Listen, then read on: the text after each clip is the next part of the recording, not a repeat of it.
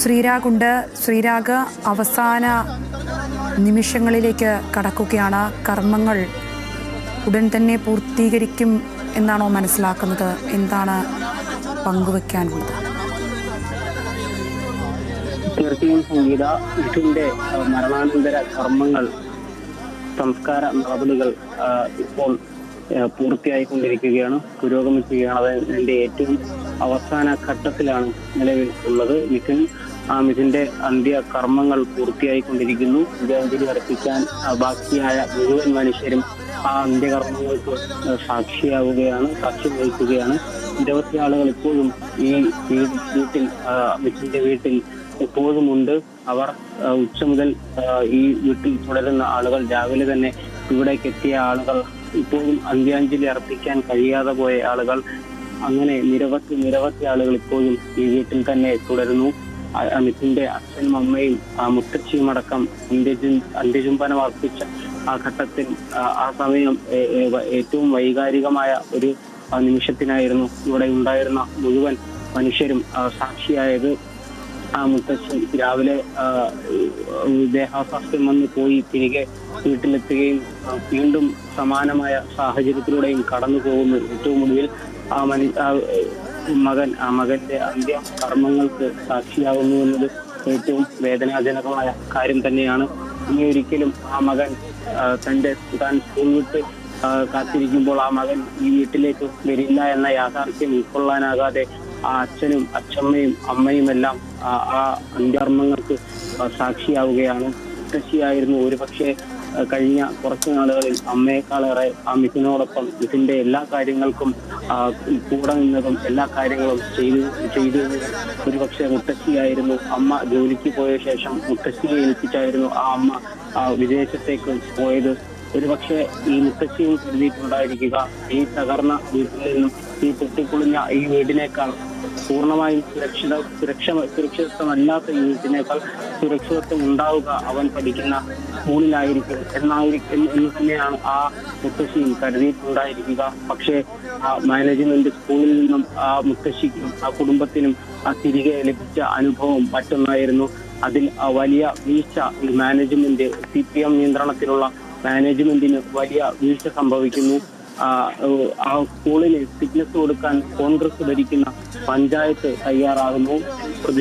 വലിയ പ്രതിഷേധങ്ങൾ ഉണ്ടാകുമ്പോഴും ഒരു മരണത്തോളം വിലയുള്ള പ്രതിഷേധം, മരണം സംഭവിച്ചതിന് ശേഷം ഉണ്ടാകുന്ന പ്രതിഷേധം, അത്തരത്തിലുള്ള പ്രതിഷേധിച്ചവരുടെയും മുഴുവൻ ആളുകളുടെയും മുന്നിലൂടെ ചേതനയേറ്റ മിഥുന്റെ മൃതദേഹം കൊണ്ടുപോകുന്നു. അത്തരത്തിൽ മുഴുവൻ ആളുകളെയും വൈകാരികമായി പിടിച്ചുലയ്ക്കുന്ന ഏറ്റവും ദുഃഖകരമായ ഒരു സാഹചര്യത്തിലൂടെ ഈ വീട് ഇപ്പോൾ കടന്നു പോകുന്നു എന്നതാണ് ഏറ്റവും ദുഃഖകരമായ സാഹചര്യം. നമ്മൾ പറയുന്നതിനും അപ്പുറം പറയുന്നതിനും അപ്പുറം ദുഃഖകരമായ ഒരു സാഹചര്യമാണ് ഈ വീട്ടിൽ നിലവിലുള്ളത്. അവന്റെ ഏറ്റവും പ്രിയപ്പെട്ട മുഴുവൻ മനുഷ്യരും ഇപ്പോൾ ഇവിടെ എത്തിയിട്ടുണ്ട്. ഈ അന്ത്യകർമ്മങ്ങൾക്ക് വേണ്ടിയിട്ട് അന്ത്യാഞ്ജലി അർപ്പിക്കാനായി ഇവിടേക്ക് എത്തിയിട്ടുണ്ട്. ഇപ്പോഴും നിരവധി ആളുകൾ ഇങ്ങോട്ടേക്ക് എത്തിക്കൊണ്ടിരിക്കുന്നു. അത്രത്തോളം വലിയ ആളുകൾക്കെല്ലാം പ്രിയപ്പെട്ടവനായ ഒരു മകനെ നഷ്ടമായ ഒരു പിന്നീടിലാണ് ഈ നാടാകെയുള്ളത്. ഞാൻ നേരത്തെ സൂചിപ്പിച്ചതുപോലെ അച്ഛനും അമ്മയും ആ മുത്തശ്ശിയും തന്റെ കുഞ്ഞനുജനും ഒരുപക്ഷെ അനുജൻ കരയുന്നില്ല. ഒരുപക്ഷെ ഈ നഷ്ടത്തിന്റെ ആഴം തിരിച്ചറിയാനുള്ള പ്രായത്തിലേക്ക് അവൻ എത്തിയിട്ടില്ലായിരിക്കാം. കുറച്ചുകൂടി അവൻ പ്രായമാകുമ്പോഴായിരിക്കും അവനൊരു പക്ഷേ ബോധ്യപ്പെടുക തന്റെ ജീവിതത്തിലെ ഏറ്റവും വലിയ നഷ്ടമാണ് ഇപ്പോൾ ഉണ്ടായിരിക്കുന്നതും, അല്ലെങ്കിൽ ഇനി അവന്റെ കൂടെ നിൽക്കാൻ, അവന്റെ എല്ലാ കൃതികൾക്കും അവന്റെ എല്ലാ കാര്യങ്ങൾക്കും കൂടെ നിന്നിരുന്ന ഒരു ജ്യേഷ്ഠനെയാണ് നഷ്ടമായതെന്നും അതെല്ലാം അവൻ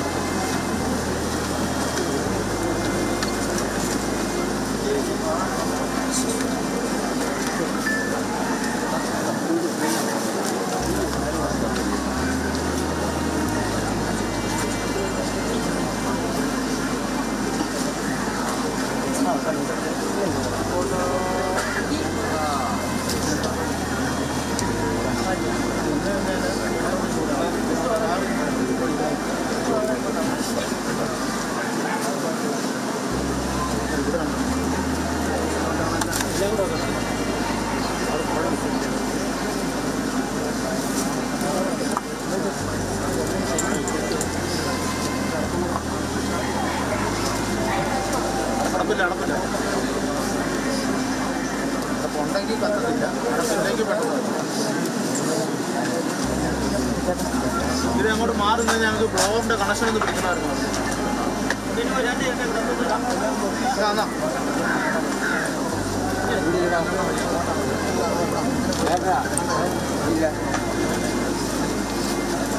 ബ്ലോറോട്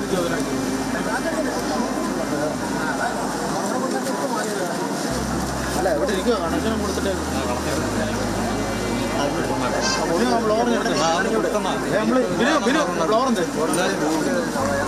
ബോർഡിനോട് ചന്ദ്രനോട് പറഞ്ഞു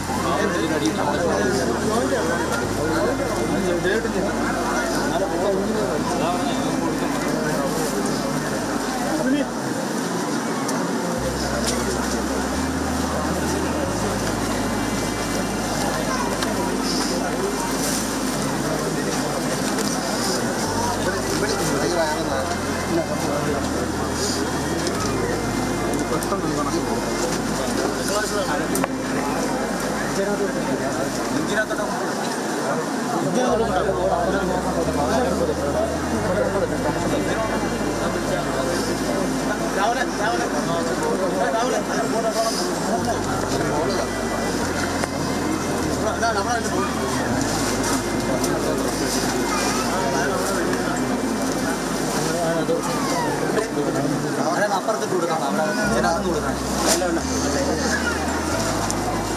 കറണ്ടില്ല ഇതിനകത്ത് കൊടുക്കണം. ഇതിനകത്ത് കൊടുക്കണം.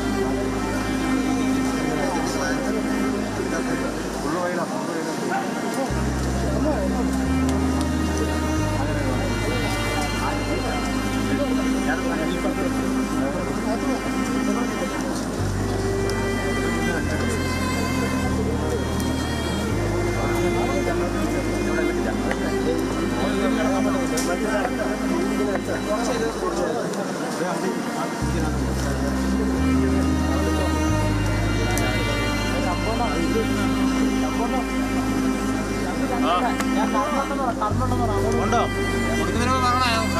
പറഞ്ഞുണ്ടോ എന്നാ കൊടുത്തരും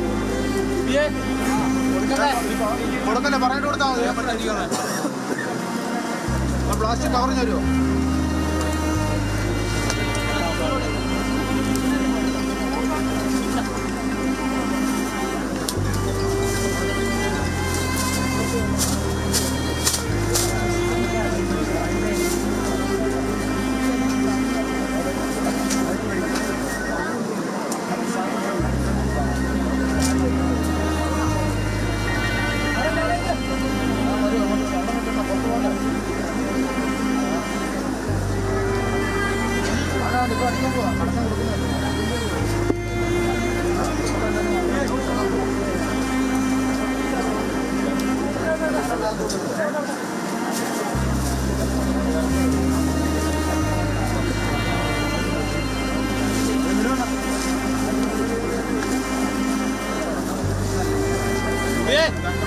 അടിച്ചോ കൊടുത്തോ മോനെ.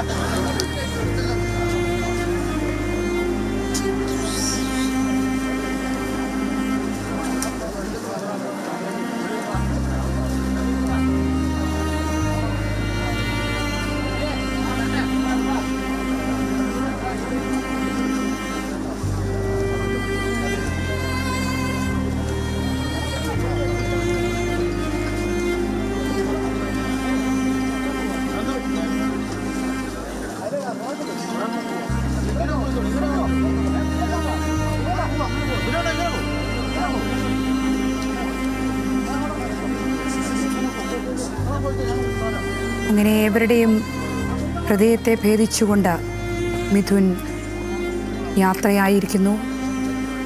അവസാനവട്ട കർമ്മങ്ങളും പൂർത്തിയാക്കിയിരിക്കുന്നു.